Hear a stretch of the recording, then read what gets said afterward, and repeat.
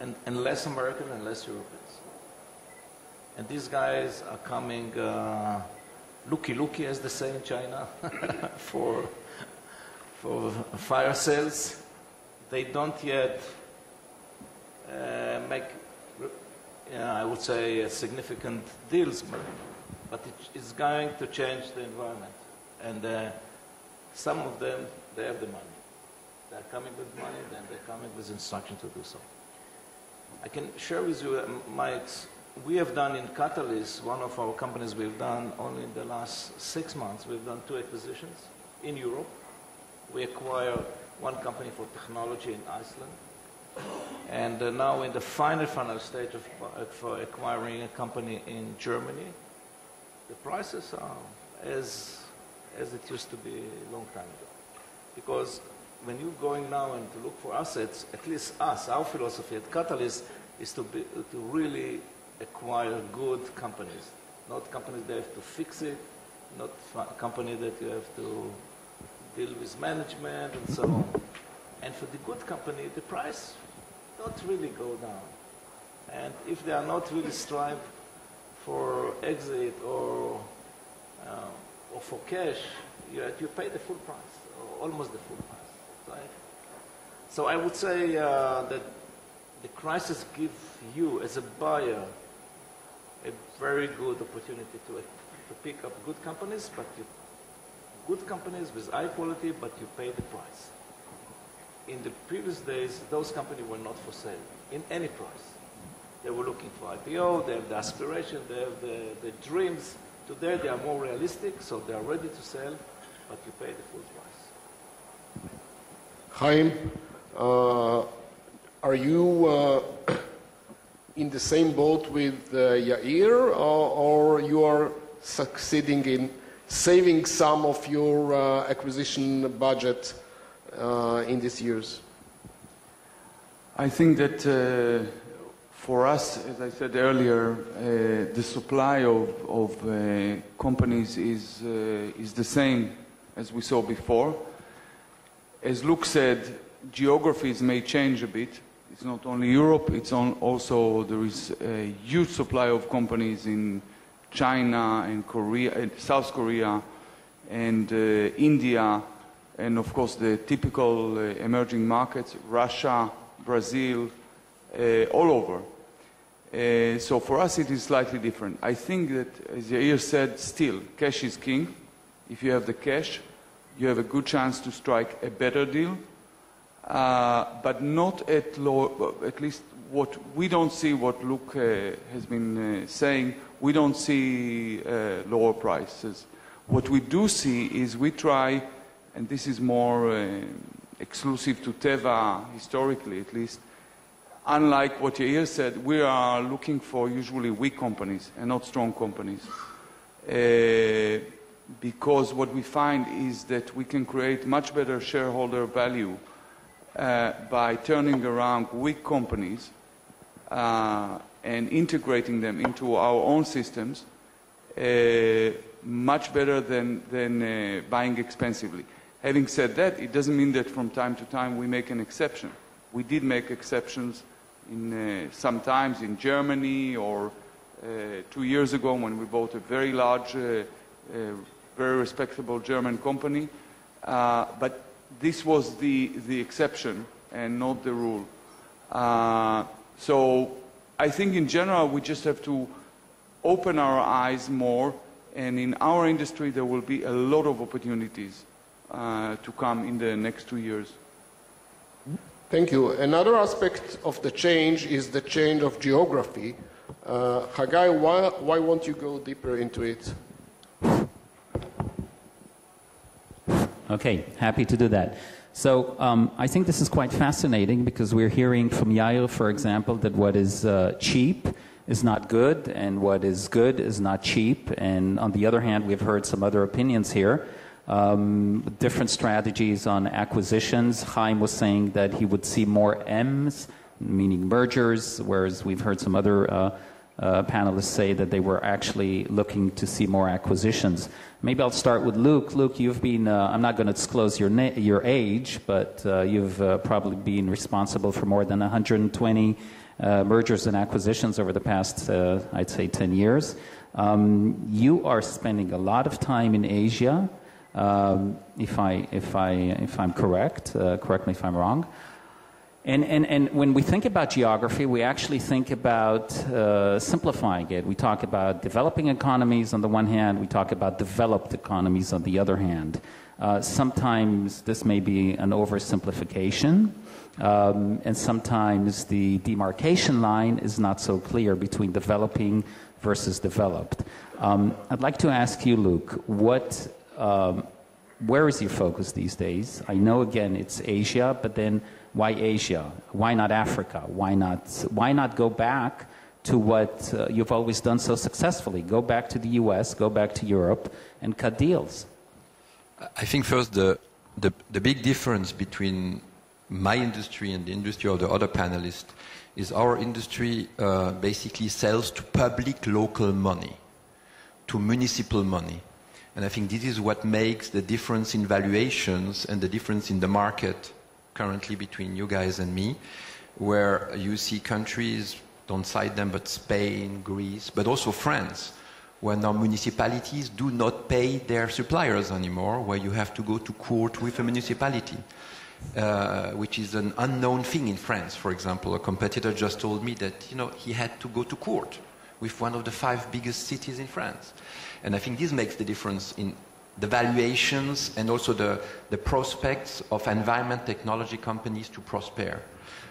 Second, our industry was subject to private equity money 2006 to 2008-9. A waste management company would be sold for 13 times EBITDA. Ridiculous valuations. And bought by very, very big private equity funds who today will get 5 times, 6 times. And this is why there is a difference between your market and ours. And from a geography point of view, you see today that old Europe has municipalities that have no money. So basically, my focus is look at countries where the local public money is still available and where social unrest, I would call it, or unemployment are not the main focus of the local politicians. An example, Malaysia, a country which doesn't like Israel. I just happened to sign a $40 million contract in Malaysia, and they pay cash up front. This is something not existing in Europe. And it's not because their credit rating is 0, it's not because they are bad structures, it's because they just have the cash. And so today my focus is specifically on Southeast Asia. I don't go into China for one reason: Chinese don't pay. They love to buy, but they forget to pay. And I have not yet found a way to make my business run without collecting my receivables.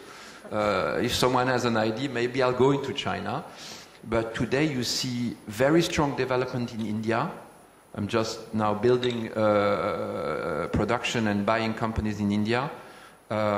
Singapore as a base and all the countries around Singapore. Indonesia is becoming a very vibrant economy. It's one of our biggest growth rates. And last but not least, the US. Because I think there is a big difference between the dynamism of Europe and the dynamism of the US. In the last 3 years, which are considered crisis years, my low-tech business in the US grew about 17% a year.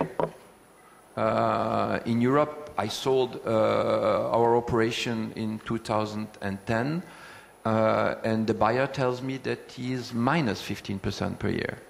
So I think my focus is Southeast Asia, where there is good business practices more than in Northern Asia, and the US.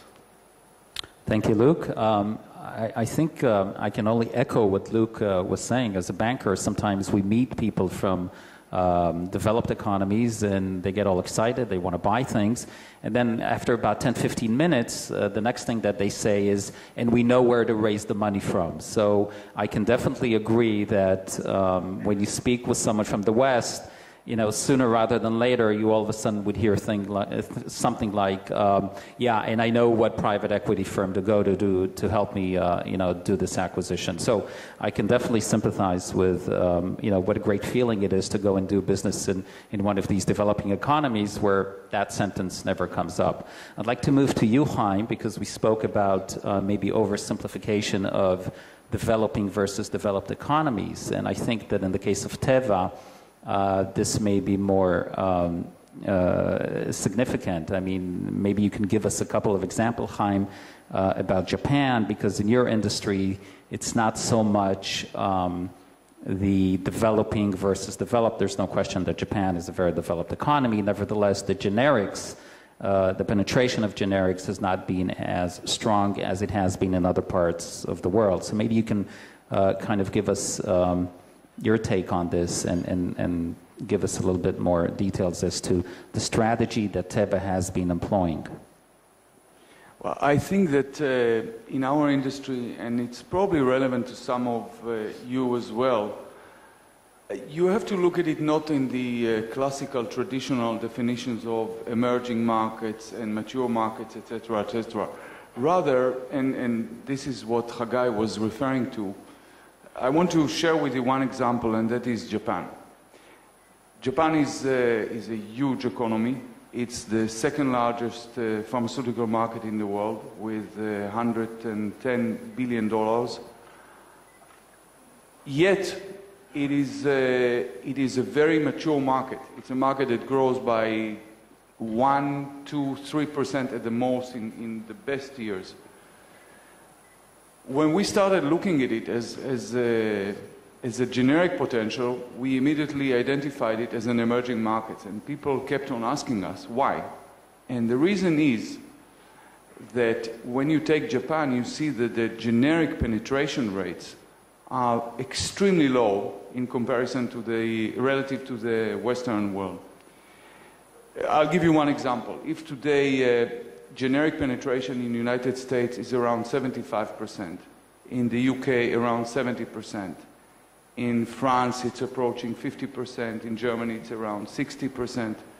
In Japan, it was around 5–6%. And you ask yourself, are they capable of going from 5–6 to 50–60? And we came to the answer, or to the conclusion, that they can do it. If they can do it, we have to treat it as an emerging market and start doing the right things. What we chose to do over a period of 3–4 years is very typical to what many Western companies would do in Japan. We put our own subsidiary just to understand the legal environment and the tax environment. Immediately afterwards, we joined ventures with one of the most respectable partners.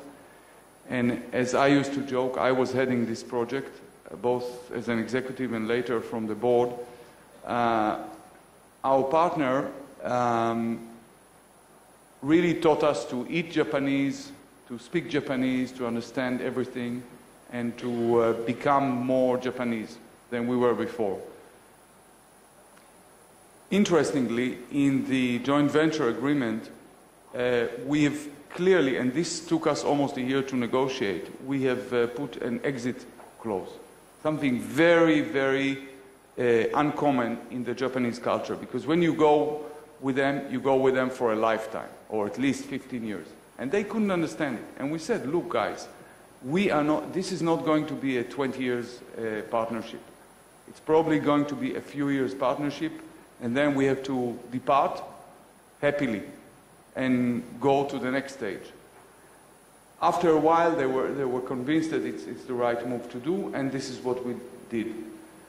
And 2 years later, we identified a very good company for purchasing, for acquiring, and when we